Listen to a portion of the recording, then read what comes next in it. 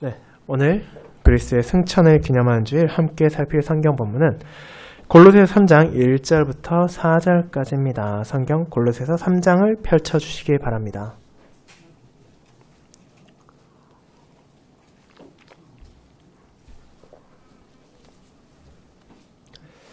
골로새서 3장 1에서 4절까지 기록된 하나님의 말씀을 낭독하도록 하겠습니다.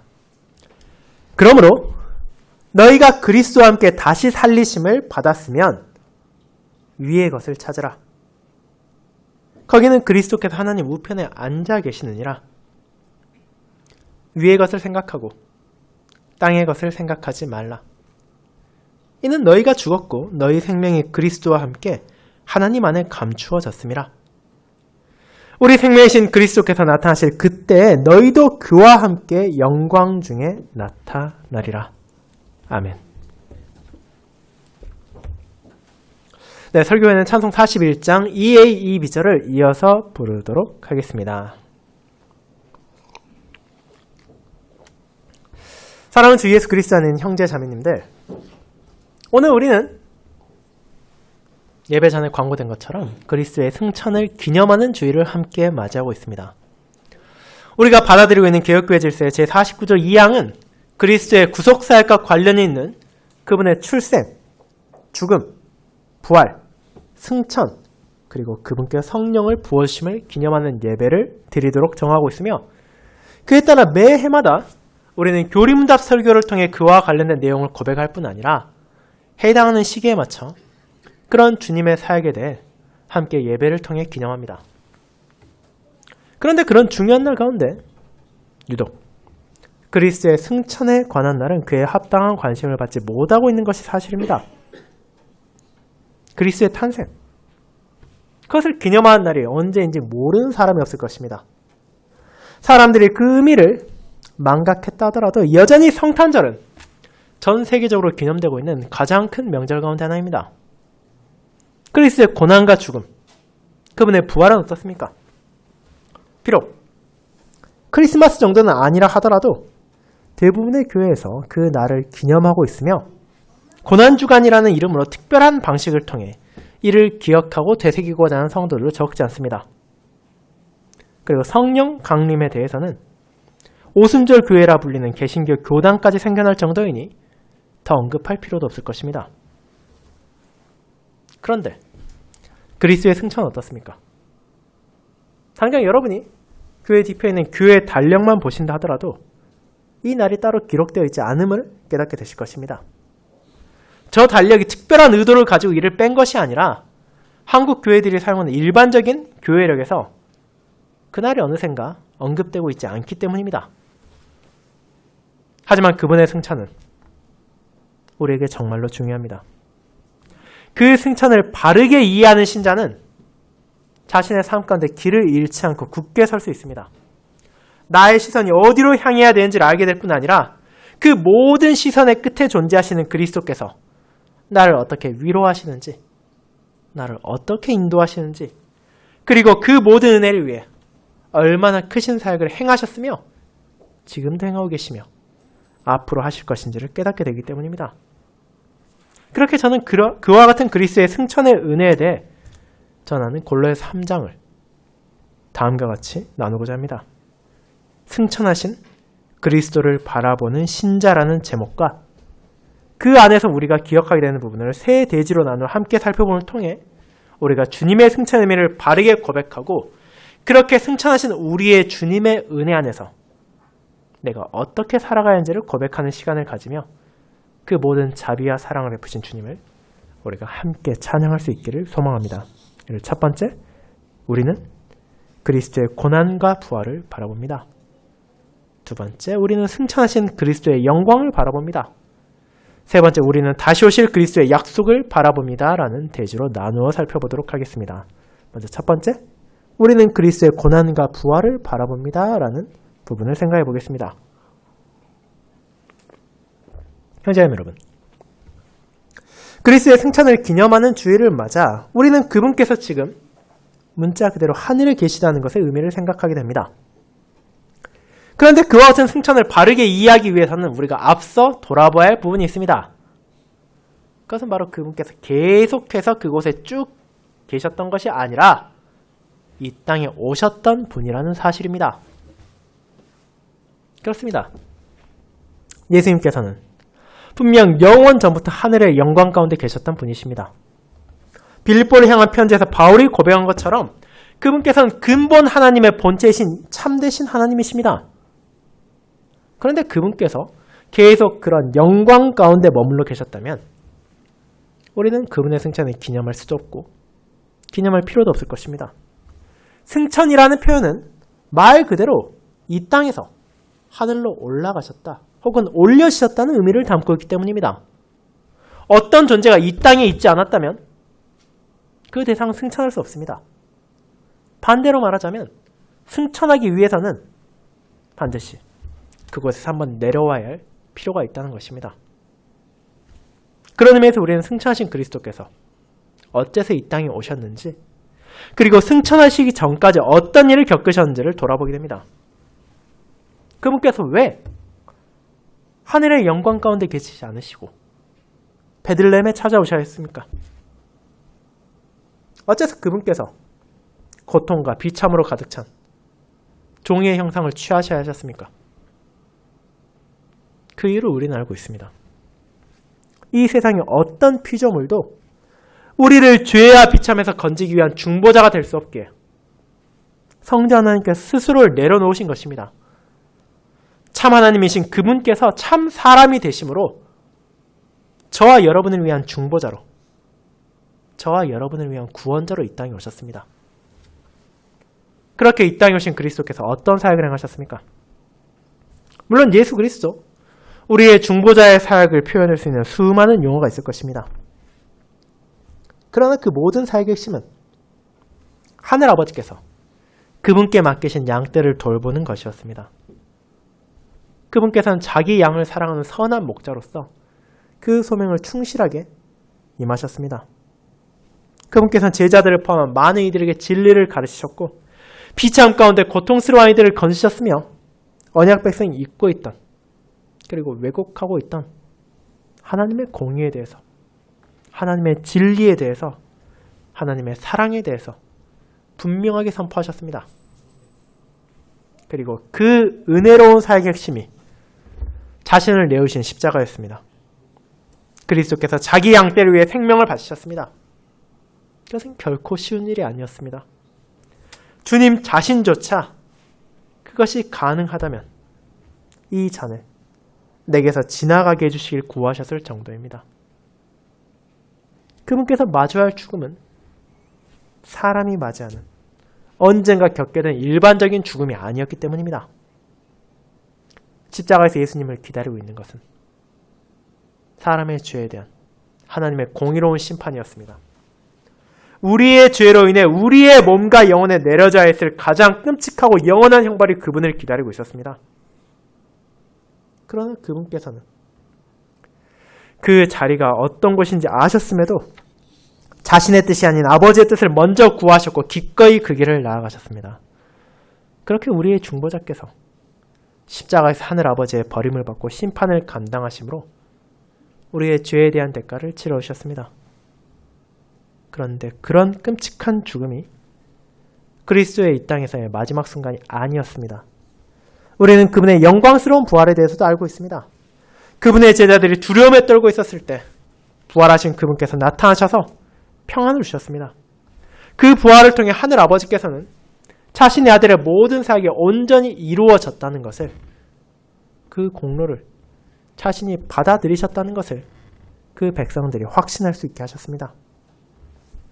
이제 그렇게 부활하신 그리스도께서는 40일의 시간 동안 제자들과 함께 하셨습니다. 그들과 함께 먹었으며 마셨으며 또 많은 증거를 통해 그분의 부활에 진실되다는 것을 그저 소수의 사람들이 환각을 본 것이거나 꿈을 꾼 것이 아니라는 것을 확신하게 하셨습니다. 500여 명이 넘는 신자들이 그분의 부활을 보았으며 그 놀라운 사실의 증인이 되었습니다. 그리고 이와 같은 그분의 고난과 부활이 그분의 승천을 기념하는 오늘날의 신자들에게도 여전히 큰 위로가 됩니다. 골로새를 향한 바울의 서신에서 드러나듯이 우리는 땅의 것을 바라볼 때가 있습니다. 그런 땅의 것은 실제로 수많은 것들을 포함하고 있습니다.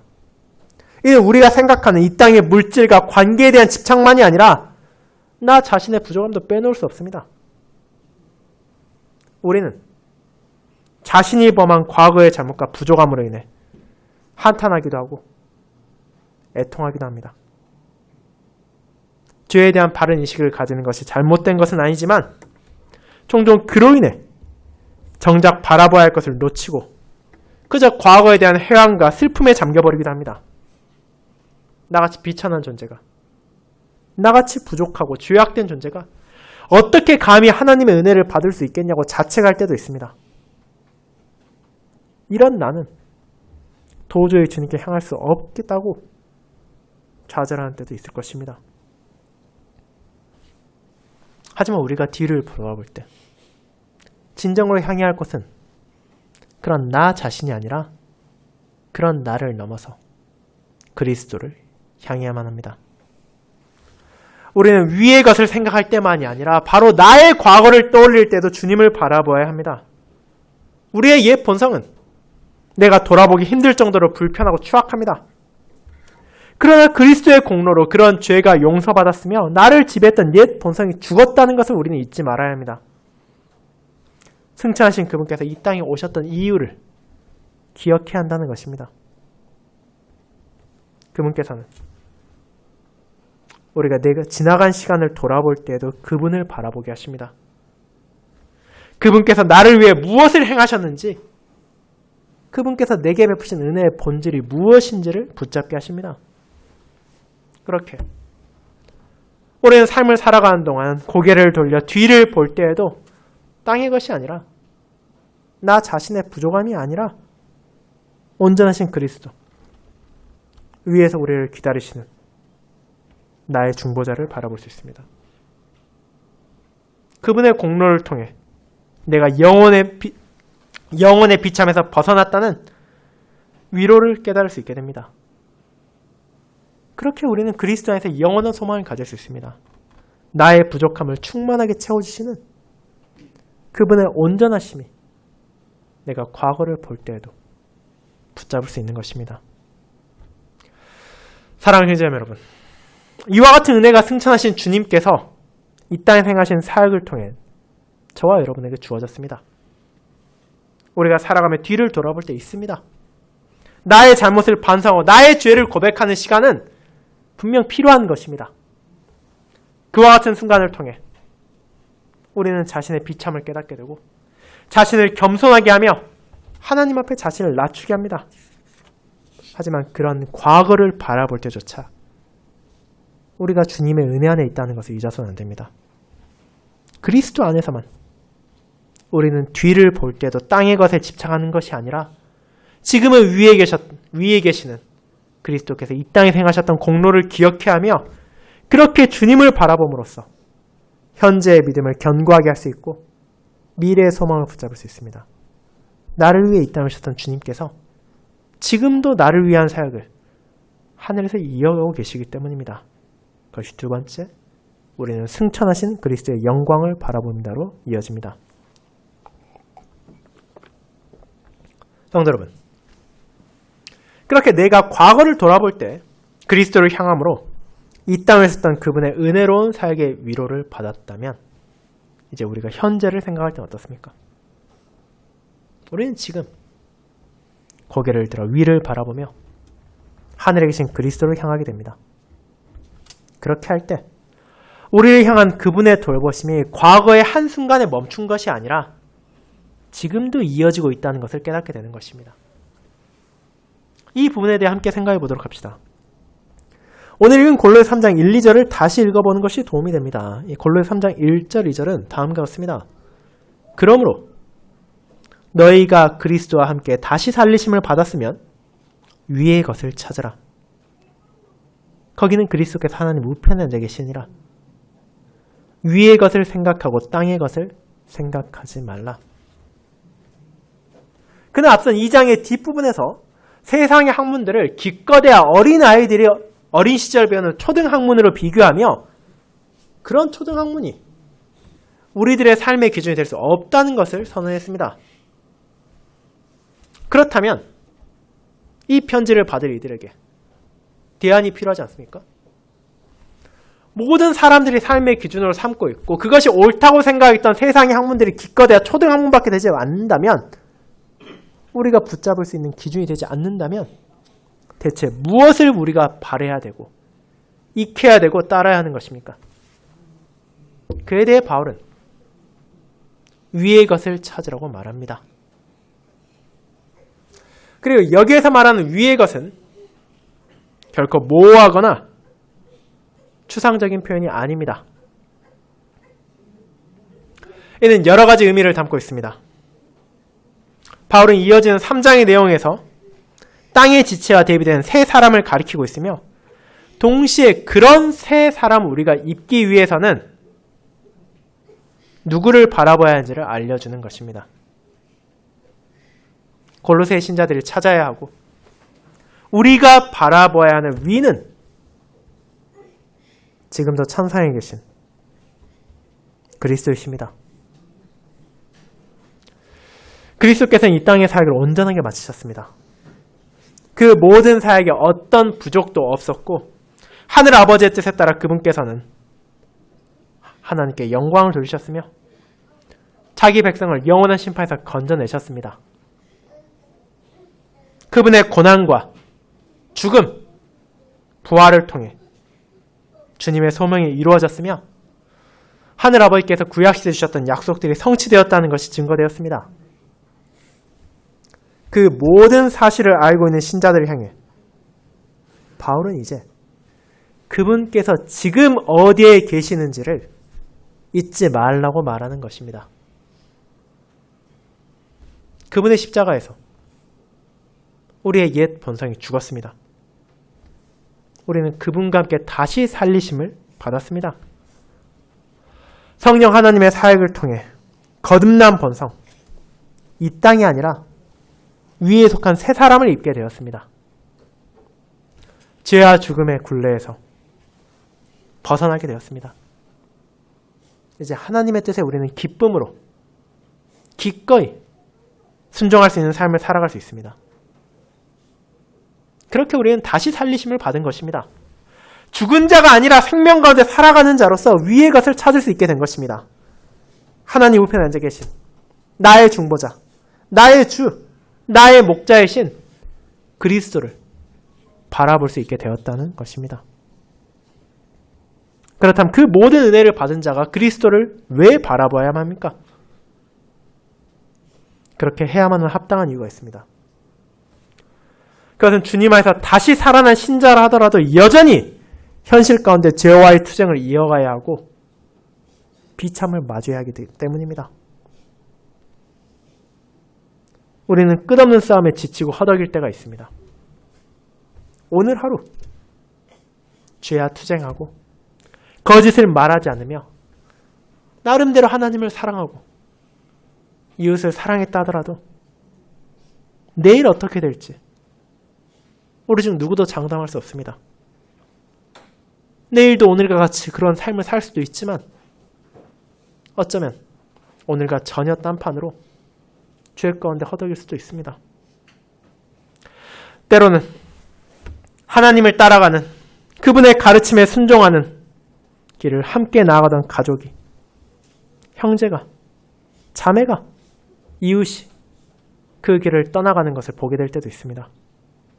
때로는 내 육신을 고통스럽게 하는 질병으로 인해, 내 정신을 뒤흔드는 유혹으로 인해, 내 영혼을 압박하는 공격으로 인해 흔들릴 때도 있습니다. 정의가 무시되고 악의가 승리하는 것처럼 보이는 세상을 바라보며 좌절감을 느낄 때도 있습니다. 진리가 조롱당하고 거짓이 목소리를 높이는 사회에 두려움을 느낄 때도 있습니다. 우리의 죄로 인해 이 세상에 들어온 비참은 여전히 우리의 현실 가운데 존재하고 있으며 그것을 바라보는 성도는 내가 언제까지 이 싸움을 계속해야 하는 것인지, 그리고 그 싸움을 내가 과연 견뎌낼 수 있을지 염려하기도 합니다. 그러나 그런 현실 가운데서도 우리가 바라볼 수 있는 곳이 있음을 바울은 선언합니다. 이 땅이 아니라 우리가 고개를 들어 위를 바라볼 때 우리는 영광 가운데 하늘아버지 우편에 계신 그리스도께서 계심을 알게 되기 때문입니다. 그분께서는 우리를 위해 이 땅에서 놀라운 은혜를 베푸셨으며 선한 목자로서 자신의 양을 위해 생명까지 내어주셨지만 그 크신 사랑에도 불구하고 그분의 돌보심이 끝나지 않았다는 것입니다. 지금도 그분께서 우리를 살피고 계시며 우리를 위한 사역을 그 하늘의 보좌에 앉으신 상태에서까지 계속하고 계십니다. 그분께서는 우리를 위한 천상의 중보자로 사역을 계속하고 계십니다. 히브리서 4장 14절부터 16절까지는 이렇게 말합니다. 그러므로 우리에게 큰 대제사장이 계시니 승천하시니 곧 하나님의 아들 예수시라. 우리가 믿는 도리를 굳게 잡을지어다. 우리에게 있는 대제사장은 우리의 연약함을 동정하지 못하시리가 아니요 모든 일에 우리와 똑같이 시험을 받으시니로되 죄는 없으시니라. 그러므로 우리는 긍휼하심을 받고 때를 따라 돕는 은혜를 얻기 위하여 은혜의 보좌 앞에 담대히 나아갈 것이니라. 이 고백은 진정 우리에게 힘이 되고 위로가 되는 진리의 말씀입니다. 그렇습니다. 우리는 비참 가운데 살아가고 있습니다. 이 땅에서 살아가는 동안 어떻게 땅의 것을 생각하지 않을 수 있겠냐고 항변할 수밖에 없는 순간을 마주할 때도 있습니다. 나의 아픔이 있고 이웃들의 슬픔이 있으며 교회의 고통이 있습니다. 그 모든 것을 우리가 외면할 수도 없고 외면해서도 안 됩니다. 하지만 그 누구도 우리의 고난을 이해하지 못할 때가 찾아온다 하더라도 나를 알고 계시는 분이 하늘에 계십니다. 그분께서는 참 하나님이시지만 동시에 참 사람으로서 우리의 연약함을 동정하시고 긍휼을 베푸십니다. 내가 그분께 절실히 기도할 때 그런 기도를 왜 드리고 있는지를 아시는 분께서 바로 나를 위해 간구하고 계실 뿐 아니라 그런 나의 기도를 하늘 아버지께 전해주십니다. 그렇게 우리는 비참 가운데 슬퍼할 때라 하더라도 결코 그 기도에 대한 확신을 떨쳐내지 않을 수 있습니다. 나의 기도가 하나님께 나아가고 있음을 확신할 수 있습니다.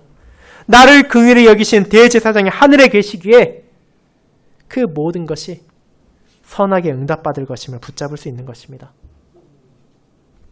동시에 우리가 하늘에 계신 그리스도를 바라볼 때 우리는 나를 위한 대선지자와 교사가 거기에 계시다는 것을 알게 됩니다. 이 부분에 대해서 우리가 종종 놓칠 때가 있습니다. 어떻게 그분의 육신이 하늘에 있는데 그분께서 나를 가르칠 수 있는지에 의문을 표할 때도 있으며 그 가르침이 과연 효과적일 수 있겠냐 의심을 할 때도 있을 것입니다. 그러나 그분께서는 지금 이 순간에도 여러분에게 진리를 선포하고 계시며 그 진리를 깨닫게 하고 계십니다. 이 은혜로운 사역 없이는 우리 중 누구도 진리 가운데 서 있을 수 없다는 것을 너무도 잘 아시기 때문입니다. 우리를 둘러싸고 있는 세상은 거짓을 말합니다. 진실을 왜곡합니다. 어린 시절부터 이 땅에 자라온 우리로서는 그렇게 내 귀에 들리는 말이 진리인 것처럼 생각하게 되기도 하고 내 또래, 내 친구의, 또 내 동료의, 내 가족이 말하는 그런 유혹에 흔들릴 때도 있습니다. 하지만 예수님께서는 대표적으로 두 가지 방식을 통해 우리를 그런 거짓에서 건져주십니다. 첫째로 그분께서는 자신의 종들을 그 백성들에게 보내십니다. 신실한 말씀 봉사자들을 교회에 세우시고 그들을 통하여 기록된 하나님의 말씀이 매주일 선포되게 하십니다. 그렇게 진리가 전해지는 교회에 그분께서는 자신의 양떼를 모으시고 그들을 보존하심으로 그 진리가 보존될 수 있게 하시는 것입니다. 그리고 둘째로 그를 위해 그분께서는 자신의 영을 그 백성들에게 보내주셨습니다. 그리스도의 영, 성령 하나님께서 우리 안에 믿음을 심으시고 그 믿음을 자라나게 하기에 우리는 그 믿음을 깨달을 수 있고 그에 따라 살아갈 수 있습니다. 아무리 뛰어난 목회자라 하더라도 아무리 말을 잘하는 설교자라 하더라도 자신의 능력으로는 어떤 사람도 구원할 능력이 없습니다. 하지만 성령께서 그 백성들의 마음을 새롭게 하시고 그들이 진리를 알고 받아들일 수 있도록 하시며 그런 복음 설교와 성례를 통해 믿음이 자라나게 하시기에 주님의 이 사역은 지금도 효과적으로 진행되어 우리로 하여금 거짓의 추종자가 되는 것이 아니라 이 진리의 길을 나아갈 수 있도록 인도하고 계십니다. 그렇게 우리가 하늘에 계신 그런 대선지자, 그런 교사이신 주님을 바라볼 때 세상이 아무리 거짓으로 뒤덮인 것처럼 느껴지는 순간이 있다 하더라도 그 안에서 주님의 진리의 빛이 결코 꺼지지 않고 빛나고 있을 뿐 아니라 온 세상을 밝히 비출 날이 다가오고 있다는 것을 확신할 수 있게 됩니다. 그리고 마지막으로 그분께서는 우리를 위한 승리의 왕으로서의 사역을 멈추지 않고 계십니다. 우리는 예수님께서 십자가에서 마귀를 향해 불가역적이고 최종적인 승리를 선포하셨다는 사실을 알고 있습니다. 그분께서는 뱀의 머리를 상하게 하실 여자의 후손이자 다윗 왕가의 영원한 왕으로서 그 사역을 하셨습니다.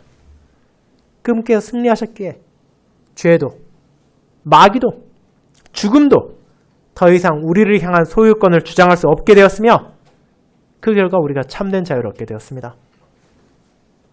그렇게 승리하신 후 승천하신 그리스도께서는 지금도 왕으로서의 자신의 권리를 행사하고 계십니다.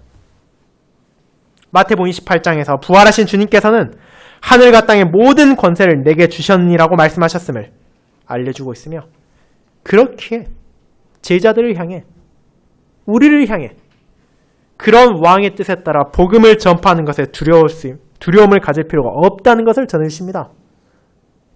승천하신 주님께서는 아버지의 뜻에 따라 이미 만물을 다스리고 계십니다. 우리가 이 땅에 살아가는 동안 우리의 눈으로 보았을 때, 우리의 좁은 시야로 보였을 때는 여전히 악이 승리하는 것처럼 보이고 교회가 너무도 약하다고 느껴질 때도 있지만 주님께서는 여전히 그분의 교회를 보존하시고 자신의 나라를 지키고 계십니다. 하늘에 계신 우리의 왕께서 세상 모든 것을 그분의 영원한 영광의 날로 향하도록 다스리고 계시기에 우리는 그에 대한 확신을 가지고 두려움을 떨쳐낼 수 있는 것입니다. 사랑하는 성도 여러분, 그렇게 우리는 지금 이 순간 하늘을 바라볼 수 있습니다. 나를 위해 이 땅에서 자신의 생명까지도 바치신 선한 목자께서 지금 하늘 아버지 우편에서 여전히 나를 위한 사역을 계속하고 계심을 깨달으며 위로를 받고 확신을 가질 수 있습니다. 그렇게 주님을 바라볼 때 우리는 비로소 하늘의 것을 생각할 수 있습니다. 바울이 오늘 골로새 3장 2절에서 말한 생각하다라는 표현은 그저 우리 머릿속에 떠올리는 것이 아니라 그것을 마음에 새기고 그에 따라 살아가는 것을 가리키는 표현입니다. 그렇습니다. 우리는 땅의 것을 생각해야 한다는 끊임없는 압력에 짓눌릴 것처럼 고통스러워할 때도 있을 것입니다. 세상에 가득한 불의로 인해, 나를 찾아오는 고난으로 인해, 여전히 계속되는 비참의 연속으로 인해 그런 상황에서 다른 무언가를 어떻게 생각하고 어떻게 보겠냐고 느낄 수도 있습니다. 왜냐하면 그것들이 우리의 현실이기 때문입니다. 그러나 바울은 성도들을 향해 그런 현실 가운데서도 위의 것을 찾으라고, 위의 것을 생각하라고 말합니다. 바로 그곳에 그리스도께서 계시기 때문입니다. 이 말은 우리에게 현실에서 도피하라는 것이 아니라 주님의 통치 아래 모든 만물이 복종하고 있다는 것을 깨달으라는 자각의 촉구이며 그분께서 전해주신 진리를 붙잡으라는 권고이고 그분의 위로 안에서 거하라는 격려입니다. 나를 위한 대제사장이, 나를 위한 대선지자가, 나를 위한 위대한 왕이 그곳에 사역하고 계시기에 그분의 백성으로서 그분을 바라보는 이는 어떤 현실에도 굴하지 않고 위의 것을, 그분께서 주신 위로와 진리를 생각하며 그에 따라 자신의 삶을 다스리고 이 땅에는 위에서 찾아올 영원한 영광의 약속에 소망을 둘 수 있기 때문입니다. 그것이 세 번째, 우리는 다시 오실 그리스도의 약속을 바라봅니다로 이어집니다.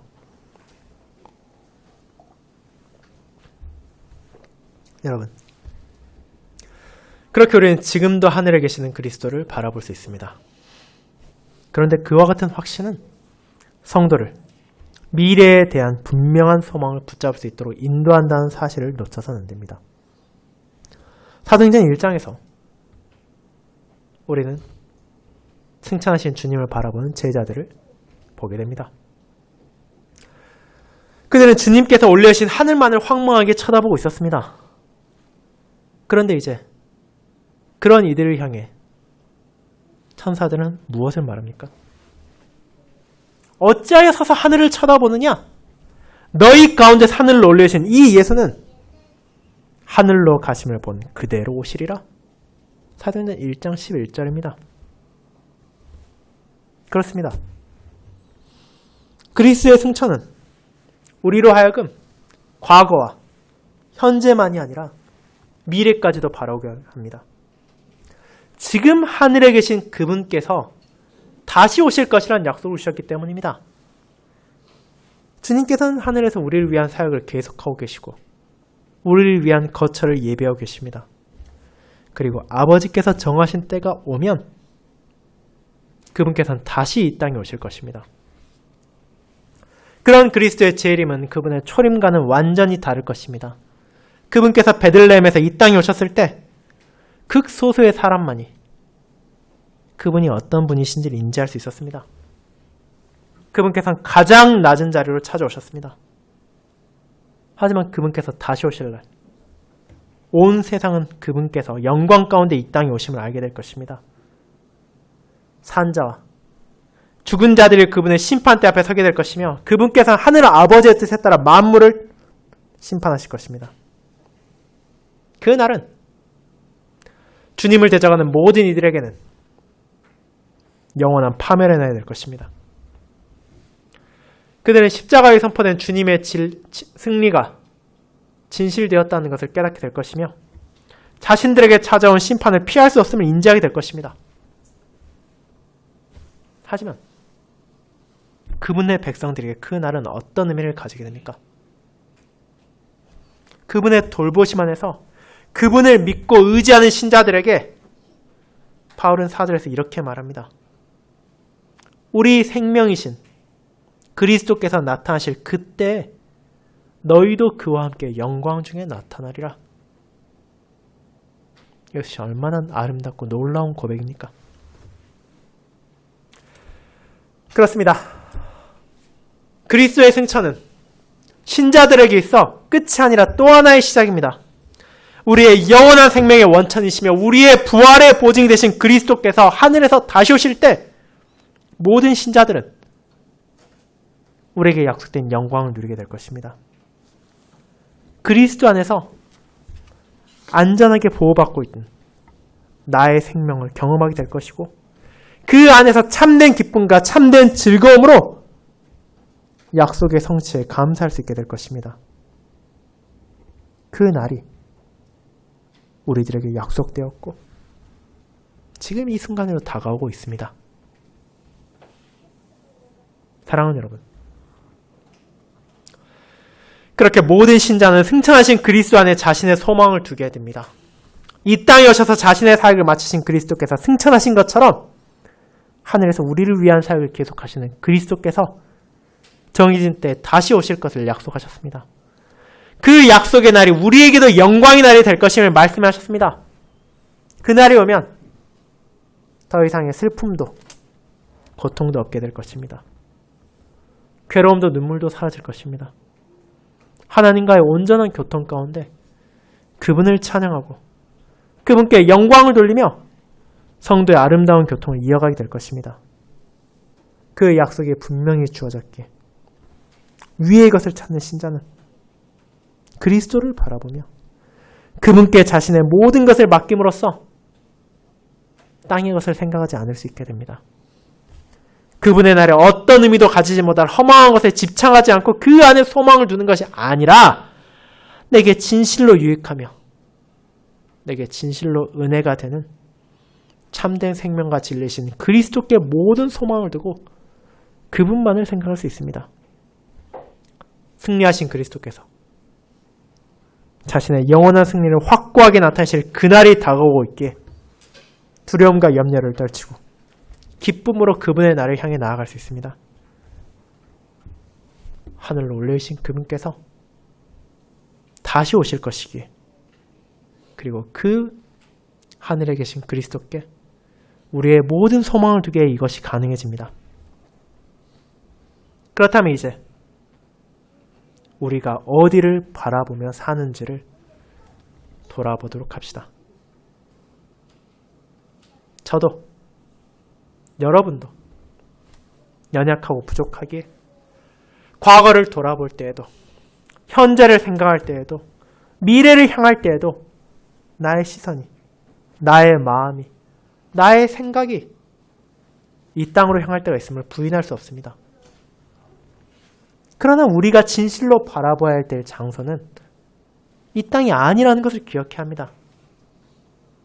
우리는 위의 것을 찾으며 하늘을 바라보며 그리스도를 중심에 두고 살아야 합니다. 나의 생명이며 나의 구원이신 승천하신 그분을 바라볼 때에만 나의 과거에 주어진 죄의 용서의 위로를 받을 수 있고, 나의 지금에 주어지는 그분의 통치와 선하신 인도를 확신할 수 있으며, 나의 미래에 주어질 영원한 생명에 대한 확고한 소망을 붙잡을 수 있습니다.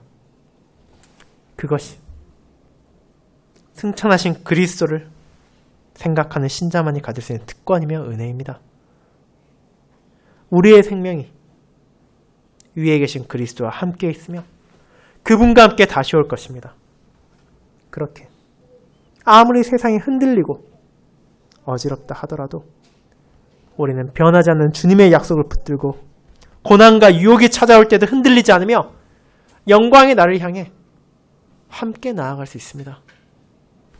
골로새의 성도들이 그랬고 바울이 그랬으며 수많은 믿음의 선진들이 그랬던 것처럼 하늘을 바라보며 이 땅을 생각하지 않는 저와 여러분이 되기를 바랍니다. 승천하신 그분께서 다시 오실 그날까지 연약한 우리가 믿음으로 살아갈 수 있도록 주님의 날에 모든 소망을 두고 그리스도를 바라보며 살아가는 우리의 발걸음을 하늘에 계신 우리의 주님께서 이번 한 주에도 인도해 주실 것입니다. 아멘.